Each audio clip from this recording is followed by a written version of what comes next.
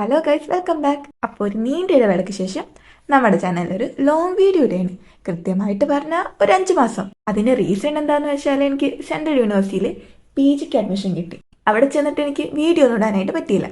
അപ്പോൾ അത് ക്രിസ്മസ് വെക്കേഷന് വീട്ടിൽ വന്നപ്പോൾ വീഡിയോ ഇടാന്ന് വിചാരിച്ചു. എന്തായാലും അധികം ടൈം വേസ്റ്റ് ചെയ്യാതെ നമുക്ക് നമ്മുടെ വീഡിയോയിലേക്ക് കടക്കാം.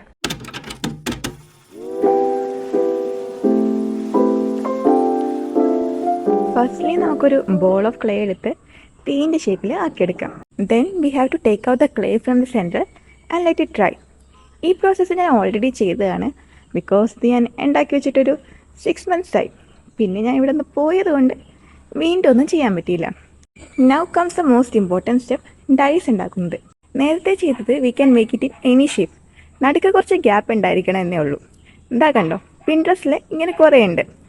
ഡൈസ് ഉണ്ടാക്കാനായിട്ട് ക്ലേ തീർത്ത് പോയതുകൊണ്ട് I am making it with my old acrylic clay. അതിൻ്റെ ഇത് കാണാനുണ്ട്.